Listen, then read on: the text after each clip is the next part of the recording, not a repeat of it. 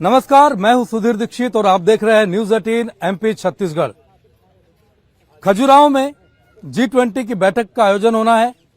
इस वक्त न्यूज 18 की टीम भी खजुराहो में तैयारियों को परखने पहुंची है, लेकिन इसी मौके पर हमारे साथ मौजूद है खजुराहो से सांसद और भाजपा के प्रदेश अध्यक्ष वीडी शर्मा जी। सर, बहुत बहुत स्वागत है आपका। क्या तैयारियां G20 को लेकर है? G20 की जो बैठक 23, 24, 25 फरवरी को प्रस्तावित है, खजुराहो के अंदर होने वाली है। सबसे पहले तो मैं इस बात के लिए माननीय प्रधानमंत्री जी का धन्यवाद करता हूं और माननीय प्रधानमंत्री जी को बधाई देता हूं कि G20 की बैठक की अध्यक्षता माननीय प्रधानमंत्री जी के नेतृत्व में इस देश के अंदर पहली बार हो रही है। और उन बैठकों में 56 बैठकें देश के अंदर होंगी, 56 स्थानों पर। उसमें माननीय प्रधानमंत्री जी ने खजुराहो को चुना। ये मेरे लिए भी गौरव की बात है, इस क्षेत्र के लिए, और क्षेत्र की जनता और सभी लोग गौरवान्वित हैं। इसलिए प्रधानमंत्री जी का पुनः धन्यवाद। माननीय प्रधानमंत्री जी का हम सबको निर्देश है कि G20 की बैठकों में एक परसेप्शन जो भारत के बारे में बनता है, इस दिशा में हम लोग ये प्रयास करें कि दुनिया के देश के जो लोग आएंगे उन्हें लगना चाहिए कि भारत में भारत की संस्कृति, कला, इन सारे मुद्दों पर जो कल्चरली जो स्वागत और वसुधैव कुटुंबकम, एक दुनिया, एक परिवार, ये जो भाव भारत के अंदर है, इस पर हम उनका स्वागत और सम्मान इतना व्यापक हो कि लोगों को लगे कि दुनिया में किस प्रकार से भारत के लोग आज तहे दिल से उनका स्वागत कर रहे हैं। तो परसेप्शन भारत के बारे में जो दुनिया के देशों का जो बदलना चाहिए। माननीय प्रधानमंत्री ने कहा कि स्वच्छता का अभियान हम इसलिए चलाएं कि लोगों को लगे कि स्वच्छता के मामले में भारत जिस प्रकार से आगे बढ़ रहा है और एक परसेप्शन बदल रहा है, तो जहां पर बैठक हो रही है वहां, जहां नहीं हो रही है वहां भी। आज 28 दिन से लगातार खजुराहो के हमारे कार्यकर्ता, आम नागरिक, प्रबुद्ध लोग, हर प्रकार से लोग यहां स्वच्छता के अभियान में जुटे हैं। तो इस प्रकार से बैठक हमारे लिए महत्वपूर्ण है। मध्य प्रदेश में लगातार बड़े आयोजन हो रहे हैं। अंतर्राष्ट्रीय पटल पर मध्य प्रदेश उभर रहा है। चीते मध्य प्रदेश में आए थे, अभी ग्लोबल इन्वेस्टर समिट हुई है और फिर खजुराहो में G20 की बैठक हो रही है। मध्य प्रदेश एक नए प्रतिमान रच रहा है, लगातार विश्व के नक्शे पर अपना नाम अंकित कर रहा है। बहुत गौरव का क्षण है। बिल्कुल गौरव का क्षण है। आप देख तो रहे हैं कि जिस प्रकार से दुनिया भर के 87 देशों के लोग प्रवासी भारतीय सम्मेलन में आए, 34 देशों के राजनयिक आए, और मध्य प्रदेश दुनिया के क्षितिज पर जिस प्रकार से आज गुड गवर्नेंस के कारण माननीय प्रधानमंत्री जी जिस प्रकार से मध्य प्रदेश पर उन्होंने भी बहुत फोकस किया है। इंदौर के समिट के अंदर माननीय प्रधानमंत्री जी ने भी आह्वान किया था लोगों को। तो इस प्रकार से मैं ऐसा मानता हूं कि G20 देशों की बैठक मध्य प्रदेश में 3 स्थानों पर होला, भोपाल के अंदर, इंदौर के अंदर और खजुराहो के अंदर। और खजुराहो में कल्चरल ग्रुप की बैठक होना ये और महत्व का इसके कारण से बनता है। संस्कृति का एक बहुत बड़ा केंद्र खजुराहो को माना जाता है। खजुराहो भारतीय संस्कृति का दर्शन मिलता है। कला, संस्कृति और अध्यात्म का एक बड़ा केंद्र है। आपने कहा कि एक कला, संस्कृति, अध्यात्म का दर्शन यहाँ पर है।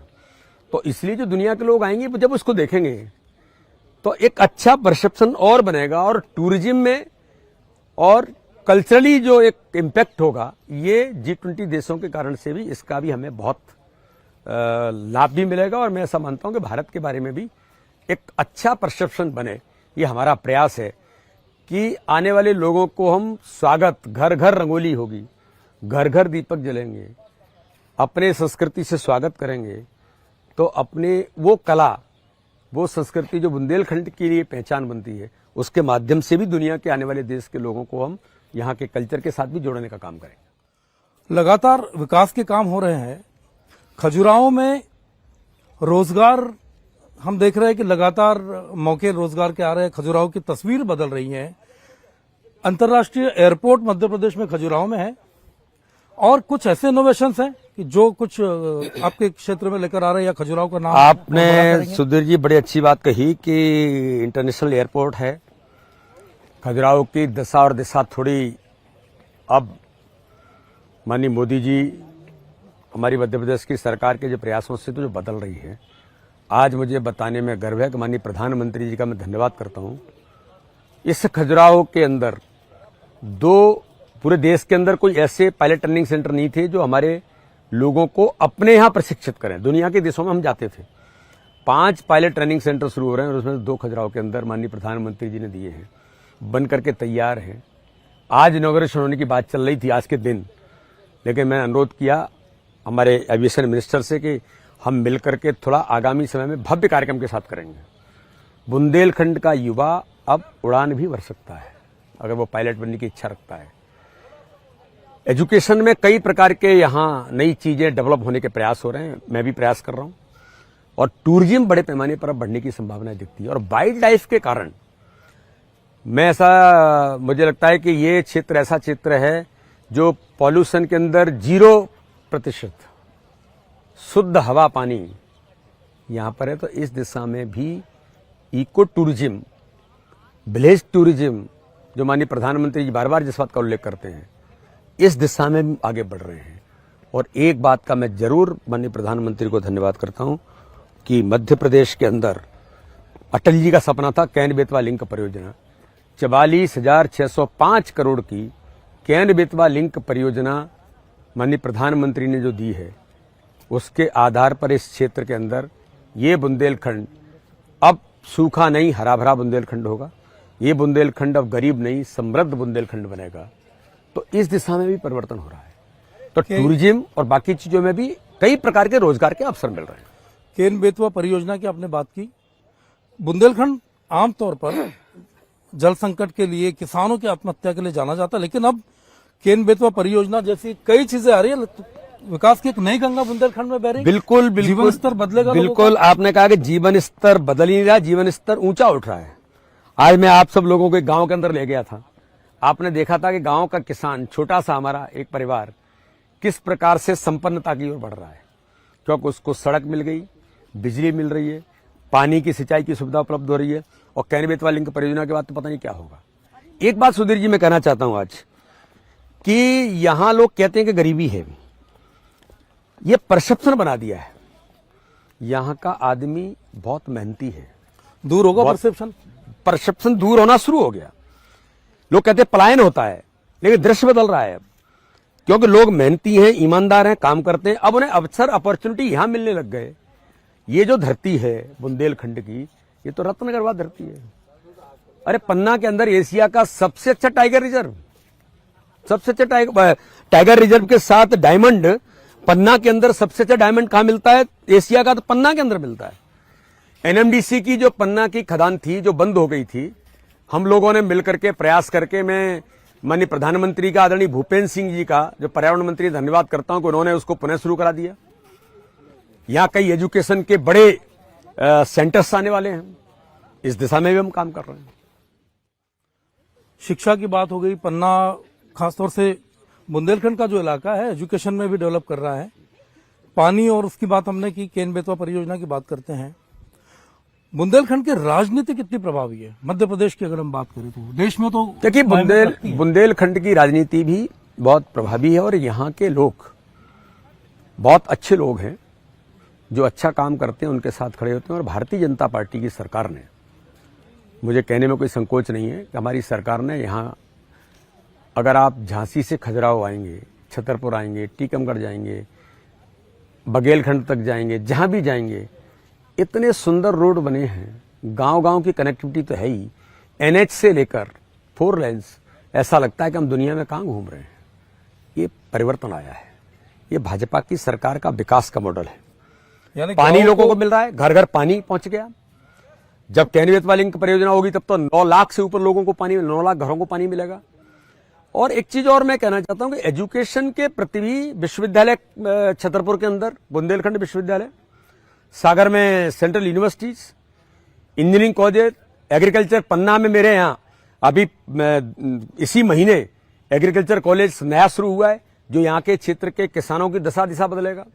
नौजवानों को हमारे एग्रीकल्चर के फील्ड में उनको अवसर मिलेंगे। मेडिकल कॉलेज कटनी के अंदर आ रहा है, पन्ना के अंदर भी हम प्रयास कर रहे हैं। यहां भी अभी कई प्रकार के इंस्टीट्यूशंस, योगा और नेचुरोपैथी को लेकर के बड़ा सेंटर खजुराहो के अंदर मेरा प्रयास है कि जल्दी वो, मैं उसको एक स्टेज तक हम पहुंच गए हैं, भगवान करेगा जल्दी ही वो पूरा होगा। सेंट्रल स्कूल एक आ रहा है। ऐसे एक नहीं, कई प्रकार की चीजों में यहाँ परिवर्तन दिखाई देते हैं और इस दिशा में हम लगातार आगे बढ़ रहे हैं। राजनीतिक इच्छा शक्ति की बात करते हैं, जब भी कोई काम करना होता है तो राजनीतिक इच्छाशक्ति जो होती है वो बहुत मायने रखती है। मध्य प्रदेश का बुंदेलखंड और यूपी का बुंदेलखंड मिलकर या दोनों प्रदेशों के नेताओं को साथ मिलकर एक नई विकास की इबारत लिख रहा है बुंदेलखंड। ये बिल्कुल आपने ठीक कहा कि केन बेतवा लिंक परियोजना एक छोटे से विवादों में फंसी थी। उत्तर प्रदेश और मध्य प्रदेश के थोड़े से डिवीजन को लेकर के पानी किसको कितना मिलेगा, लेकिन जब योगी जी की सरकार वहां थी, मध्य प्रदेश के अंदर शिवराज सिंह चौहान की सरकार पुनः बनी, माननीय मोदी जी की प्रबल इच्छा थी कि अटल जी का सपना पूरा करना है, तो दोनों सरकारें बैठी। मैं दोनों मुख्यमंत्रियों को भी बधाई देता हूं और धन्यवाद करता हूं कि केन बेतवा लिंक परियोजना के सारे समस्याओं का समाधान करके और आज 44,605 करोड़ की परियोजना इस क्षेत्र को मिलना, तो विकास से लेकर के हर प्रकार के मायनों में बुंदेलखंड आगे बढ़ेगा। ये मील का पत्थर ये परियोजना साबित होगी और इस दिशा में एक नहीं और भी कई सौगातें उसके कारण से बुंदेलखंड को इंडस्ट्रियलाइजेशन से लेकर के कई चीजें मिलेंगी। ये तो हुई बुंदेलखंड की राजनीति की बात। हम मध्य प्रदेश की राजनीति की बात करते हैं। 2023 का चुनाव सर पर है, लगभग 10 महीने का वक्त है। क्या तैयारी है बीजेपी? नहीं, तैयारी हो गई। चुनाव की तैयारियों में जुटे हैं और हम प्रत्येक बूथ की तैयारियों में लगे। इस दिशा में लगातार हम आगे बढ़ रहे हैं और मध्य प्रदेश के अंदर 2023 और 24 का चुनाव ऐतिहासिक बहुमत के साथ हम जीते। कांग्रेस लगातार कह रही है कि इस बार बहुमत से हम जीतेंगे। कॉन्फिडेंस बहुत हाई दिख रहा है कांग्रेस का। भारतीय जनता पार्टी अपना काम करती है, अपने काम, अपने नेतृत्व, अपने संगठन की शक्ति के बल पर हम आगे बढ़ते हैं। संगठन के लेवल पर कांग्रेस काम कर रही है कि बीजेपी का जो था कि बूथ लेवल पर काम होता है, पन्ना लेवल पर काम होता है, कांग्रेस का कॉन्फिडेंस इसीलिए आई है कि अब हम उसी रफ्तार से बढ़ रहे हैं, अब हमारा संगठन मजबूत। देखिए, संगठन एक दिन में खड़ा नहीं होता, पीढ़ियां लग जाती हैं। ठाकरे जी से लेकर के कितने लोग खप गए, जीवन लोगों ने लगा दिए, तब संगठन खड़ा होता। संगठन एक दिन में खड़ा नहीं होता। भारतीय जनता पार्टी का सौभाग्य है कि हमें ऐसे नेतृत्व मिले और उसके आधार पर हम काम कर रहे हैं। जिस तरह से बाबाओं को लेकर लगातार विवाद आ रहे हैं, सियासत हो रही है, चीजें आ रही है, तो कुछ लगता है आपको ऐसा कि लोगों के बीच क्या भाव होता है? नहीं, देखिए, मेरा ऐसा मानना है कि कोई भी हो, समाज के लिए जो अच्छा काम कर रहे हैं वो कर रहे हैं और जो अच्छा काम कर रहे हैं उनके लिए ठीक है। बाकी तो इन चीजों में बहुत मुझे लगता है कि उसकी जरूरत नहीं है। समाज के लिए, लोगों के लिए अच्छा काम करने वाले लोग जरूर। ये है भाजपा के प्रदेश अध्यक्ष वीडी शर्मा, जो ये कह रहे थे कि 2023 का जो चुनाव होगा वही नहीं बल्कि 2024 का चुनाव भी बीजेपी बड़े बहुमत से जीतेगी। और जहां तक कांग्रेस के संगठन का सवाल है, तो वीडी शर्मा का यह कहना है कि संगठन एक दिन में खड़ा नहीं होता, उसमें पीढ़ियां लग जाती है। तो निश्चित तौर पर वीडी शर्मा ये कॉन्फिडेंस दिखा रहे हैं कि उनको जीत हासिल होगी। नमस्कार।